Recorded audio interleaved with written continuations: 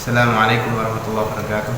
Waalaikumsalam. Alhamdulillah, salatu wassalamu ala rasulillah, summa ma ba'd. Alhamdulillahirabbil alamin. Puji syukur selalu kita aturkan kepada Allah Subhanahu wa taala. Kita diberi nikmat yang banyak sekali oleh Allah, terutama nikmat Islam dan iman. Nikmat Islam, iman termasuk nikmat yang paling utama untuk kita syukuri. Dan keimanan dan keislaman kita itu didapat atas terutusnya Nabi Muhammad SAW. Allah telah berfirman, laqad manallahu 'alal mu'minin idz ba'atsa fihim rasulan min anfusihim yatlu 'alaihim ayatihi wa yuzakkihim wa yu'allimuhumul kitaba wal hikmah wa in kanu min qablu lafi dhalalin mubin. Sungguh Allah telah memberi anugerah yang besar kepada orang-orang yang beriman, yaitu ketika Allah mengutus di kalangan orang-orang iman seorang utusan dari kalangan mereka sendiri. Allah mengutus Nabi Muhammad untuk seluruh umat Islam, dan waktu itu paling awal terutus kepada kaum Quraisy, sedangkan Nabi Muhammad pun juga berasal dari suku Quraisy juga. Dengan terutusnya seorang nabi dengan bahasa kaumnya yang sama, itu akan lebih mudah untuk berinteraksi, lebih mudah untuk berkomunikasi. Termasuk kita sebagai orang Indonesia, orang Jawa, juga mendapatkan bimbingan dari para ulama dengan bahasa Jawa, dengan bahasa Indonesia, itu juga lebih mempermudah bagi kita untuk memahami aturan-aturan Allah dan Rasulullah SAW. Dan itu sebuah anugerah yang luar biasa dari Allah, di mana para utusan, para ulama itu punya tugas mengajari kepada kita,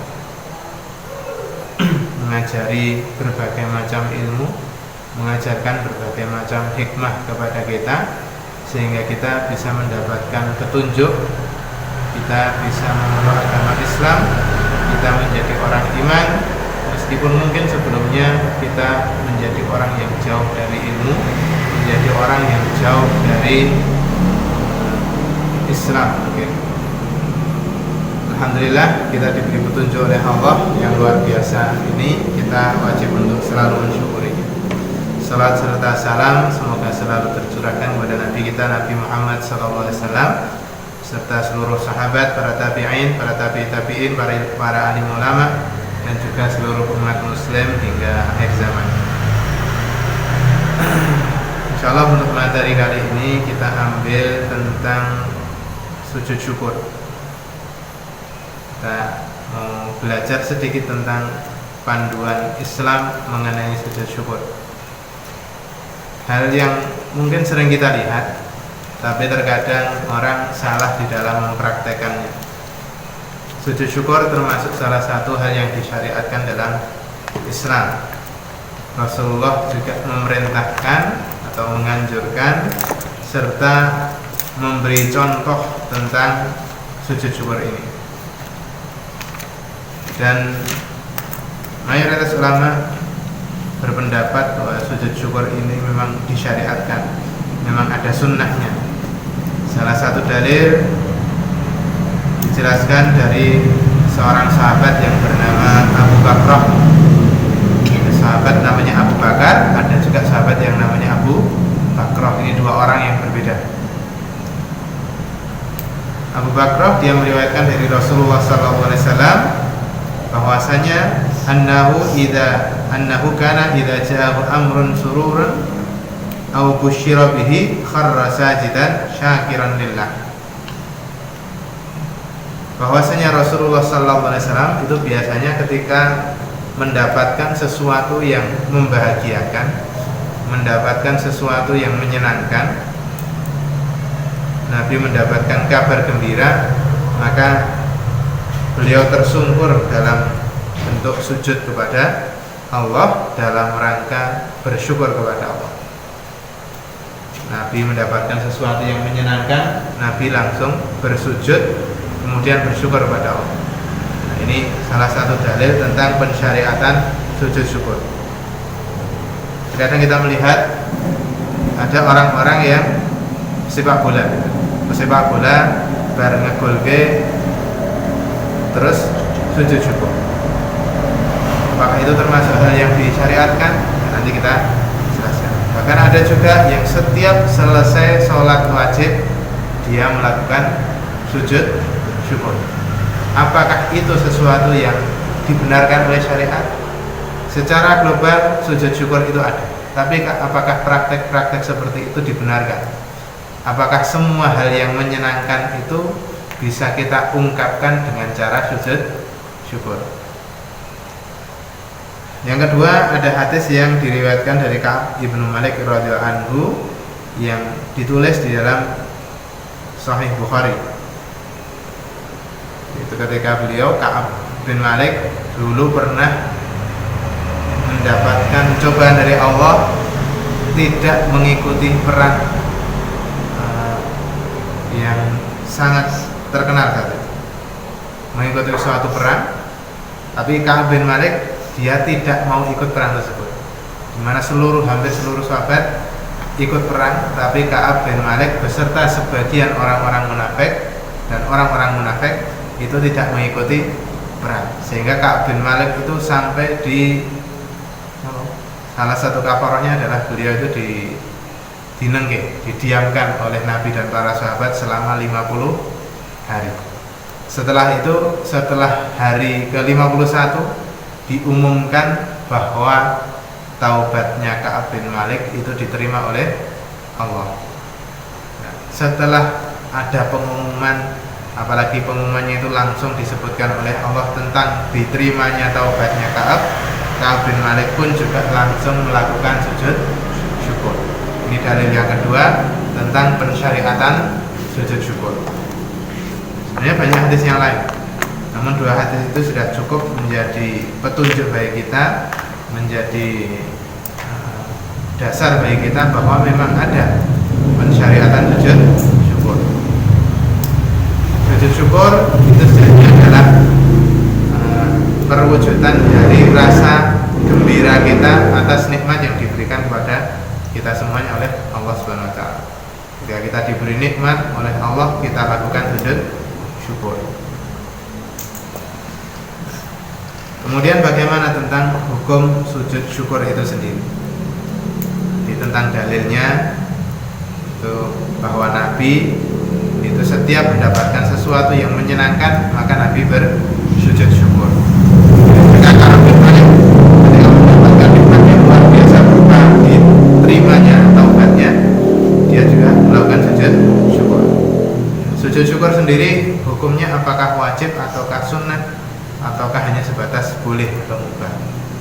Maka ada pendapat dari ulama Syafi'iyah dan ulama yang bermadzhab Hambali, mereka mengatakan bahwa sujud syukur itu hukumnya disunnahkan, yaitu disunnahkan ketika ada sebabnya. Sujud syukur disunnahkan ketika ada sebabnya. Jadi bukan setiap nikmat sujud syukur, setiap nikmat sujud syukur, itu bukan. Sebab adanya sujud syukur itu apa? Sujud syukur itu disyariatkan ketika dia mendapatkan nikmat yang besar, bukan nikmat yang setiap hari kita dapatkan, bukan nikmat yang berulang. Kalau nikmat yang berulang ketika kita sujud syukur, berarti disunahkan setiap saat kita sujud syukur. Iso napas, sujud syukur. Iso madang, sujud syukur. Iso ngising, sujud syukur. Iso turu, sujud syukur. Kalau praktik seperti itu tidak ada dasar dari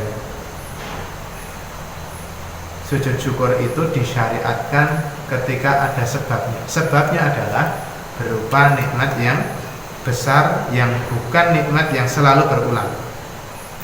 Itu nikmat yang jarang kita dapatkan. Contohnya, ada seseorang yang sudah bertahun-tahun tidak menikah, tidak punya turunan. Setelah menikah selama 10 tahun, qadarullah Allah memberi anugerah dia hamil, kemudian sukses melahirkan seorang anak. Karena melahirkan seorang anak yang ditunggu-tunggu selama 10 tahun itu, dia melakukan sujud syukur. Selebrasi atas punya anak itu, dia melakukan sujud syukur. Selebrasi ini buatan kudu pas bal-balan. Ketika kita mendapatkan nikmat yang besar sekali, selebrasinya apa? Sujud syukur.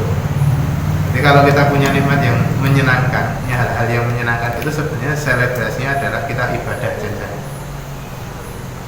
Itu yang disyariatkan oleh Islam, bukan melakukan pesta pora.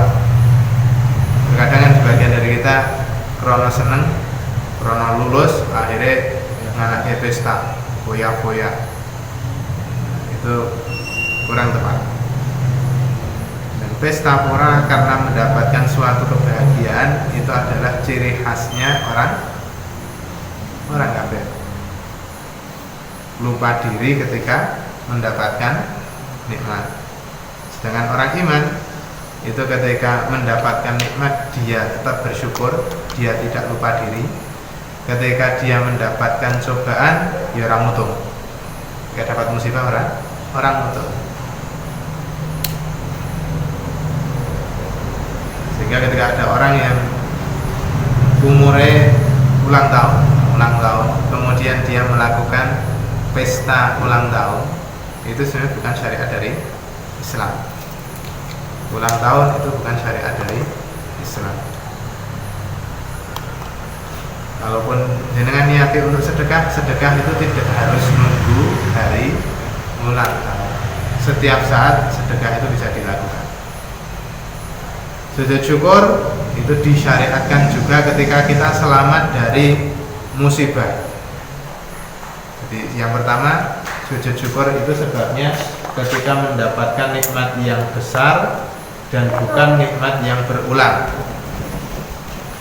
Pertama ya, pensyariatan sujud syukur yang pertama adalah ketika mendapatkan nikmat yang besar yang bukan nikmat yang berulang. Yang kedua, sujud syukur, sebab adanya sujud syukur adalah ketika dia selamat dari suatu musibah. Dari loro, keneng kopet 19. Nanti yang bekan mengkis. Setelah seminggu akhirnya divonis sudah negatif, sudah sembuh. Kemudian lakukan sujud syukur. Ketika kita selamat dari satu musibah, itu juga disyariatkan untuk melakukan sujud syukur. Contohnya lagi, ya kita naik kapal, qadarullah kapalnya ada musibah, kapalnya tenggelam. Kemudian kita bisa selamat dari tenggelamnya kapal tersebut, bisa diselamatkan. Ketika selamat dari musibah tersebut, kita juga melakukan sujud syukur. Itu tentang kapan kita disyariatkan untuk melakukan sujud syukur.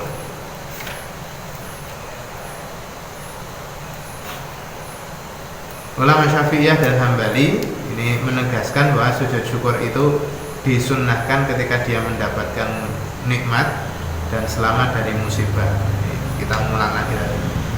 Yang musibah ini sifatnya khusus pada individu atau yang secara umum dialami oleh kebanyakan kaum muslimin. Seperti sudah selesai dari wabah, alhamdulillah wabah Covid sudah selesai. Itu kan berarti dari wabah yang sifatnya umum. Di musibah yang sifatnya individu maupun musibah yang sifatnya ini umum, ketika selesai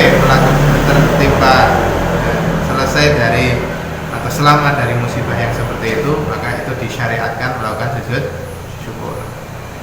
Sedangkan ketika seseorang mendapatkan nikmat yang sifatnya terus menerus, maka ini tidak disyariatkan melakukan sujud syukur. Ada penjelasan dari ulama Syafi'iyah dan Hambali mengenai hal tersebut.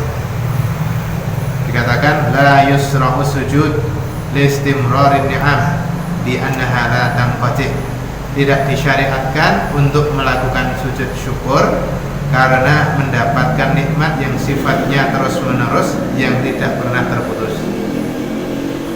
Berarti contohnya tadi apa? Setelah sholat. Sholat itu kan sesuatu yang kita lakukan secara terus menerus. Setelah sholat melakukan sujud syukur itu tidak ada pensyariatannya. Tidak ada sunnah melakukan sujud syukur setelah sholat. Yang disunahkan apa setelah sholat? Khususnya setelah sholat wajib, berzikir.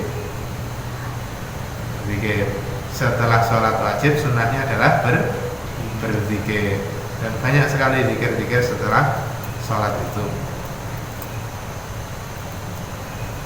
Kalau nikmat yang sifatnya niku terus menerus, yang selalu kita dapatkan tanpa terputus, maka itu tidak disyariatkan sujud syukur.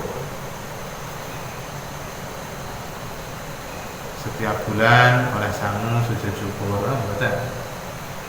Gajian sujud syukur, karena itu merupakan sesuatu yang berulang.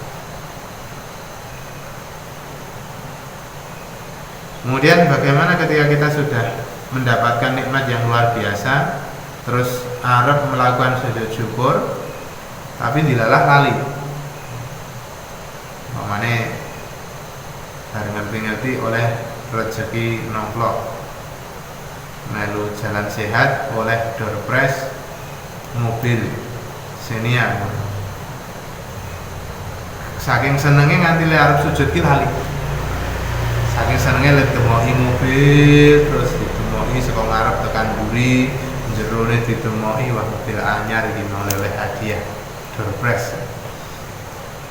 Janjane wis niat arep sujud syukur, tapi dilalah lali.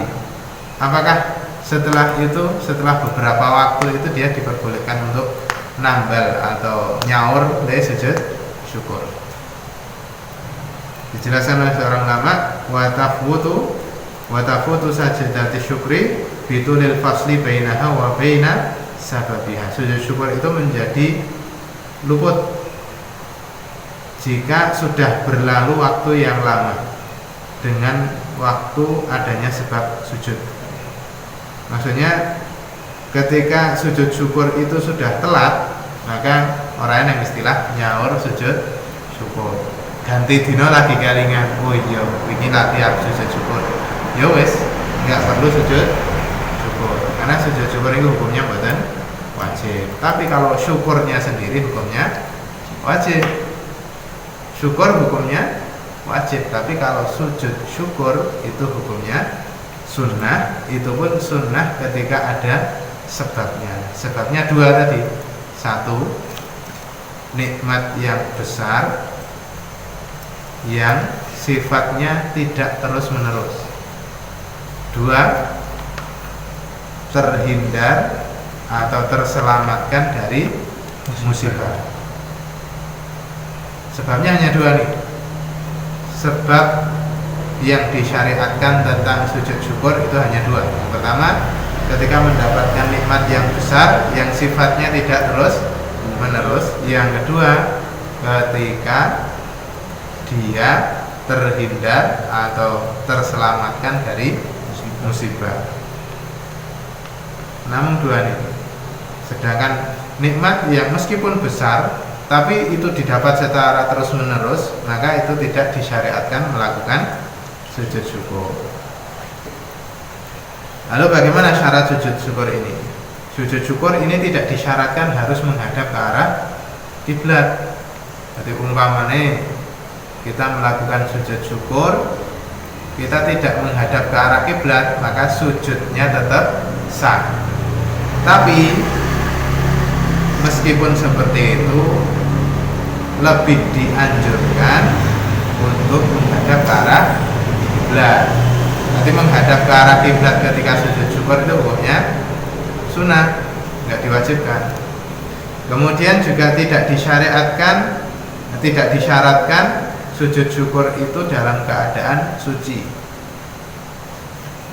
Sujud syukur tidak disyaratkan harus dalam keadaan suci, baik dari hadas besar ataupun hadas kecil ataupun dari najis.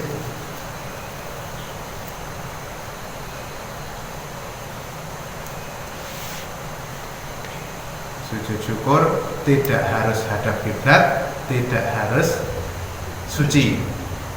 Nah, tapi dua hal ini hanya hukumnya sebatas sunnah saja. Sunnah saja. Kemudian bagaimana tata caranya melakukan sujud syukur? Tata cara melakukan sujud syukur ini sama seperti sujud tilawah, yaitu dengan sekali sujud. Tata cara sujud syukur ini podo karo sujud tilawah, neng bidone bacaane. Prakteknya sujud syukur yaitu dengan sekali sujud, tidak perlu takbiratul ihram, cukup dengan takbir intikal.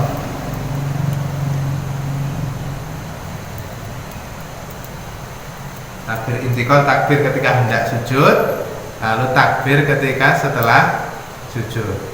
Jadi rasa takbiratul ihram, rasa Allahu Akbar, langsung Allahu Akbar sujud badan. Dan lebih dianjurkan ketika seseorang itu mau sujud syukur itu dari posisi berdiri. Ketika sujud syukur ini dianjurkan diawali dengan posisi apa? Berdiri. Jadi berdiri terus ke arah gerakan sujud, takbir dari berdiri, Allahu Akbar ke arah sujud. Kaidahnya ketika mau sujud ataupun setelah sujud itu nggak ada angkat tangan. Ini harus sujud, takbir mboten sah angkat tangan. Baik itu dalam sholat ataupun di luar sholat.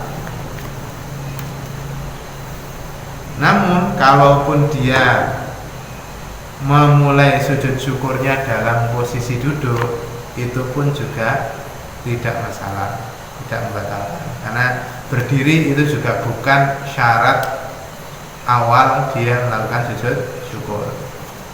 Jadi lebih dianjurkan berdiri, tapi kalaupun diawali dengan duduk itu juga boleh, diperbolehkan. Sedangkan bacaannya gimana? Ketika sujud syukur, bacaannya adalah sama seperti ketika sujud dalam sholat. Sujud syukur ya prakteknya takbir, boleh berdiri, boleh duduk, langsung sujud, kemudian membaca bacaan sujud seperti dalam sholat, kemudian takbir lagi, mengangkat kepala dari sujud.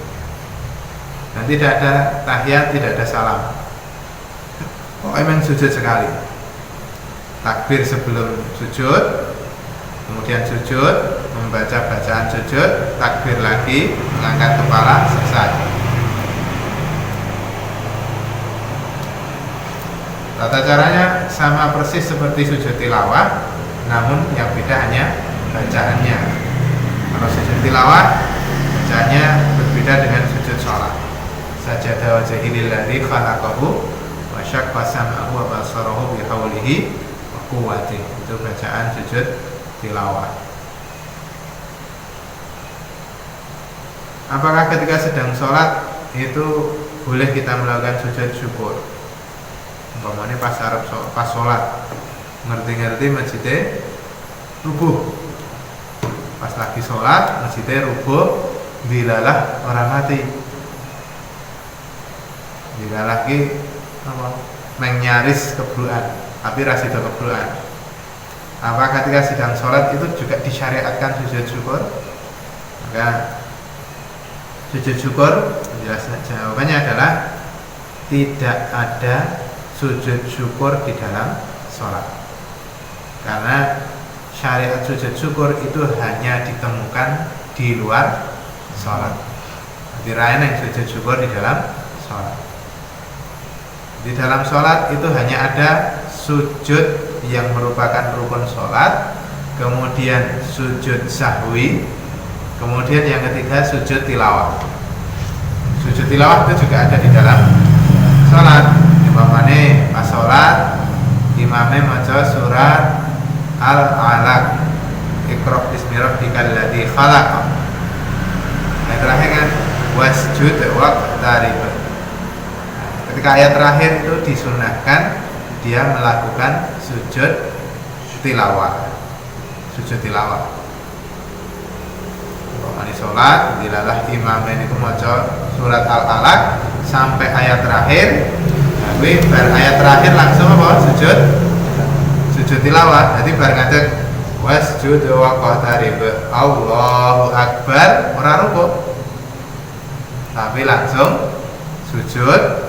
Sujud Allahu Akbar ngadeg meneh, sedekap lagi Allahu Akbar rukuk.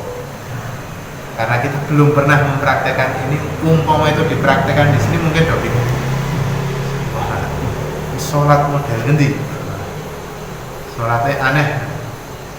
Itu memang karena kita belum tahu, belum pernah praktek. Mungkin suatu saat nanti akan kita praktekkan seperti itu. Tentunya ketika kita mau mempraktekkan seperti itu harus dijelaskan dulu. Dijelaskan dulu karena bingung. Karena kalau ketika bingung dengan sholat, di dalam sholat malah bingung, malah di sholat jadi orang khusyuk. Di sholat malah orang khusyuk, malah udah bingung janjane mau apa itu. Kemudian terus bingung, terus takon kancan iki mau apa sih? Batal aja.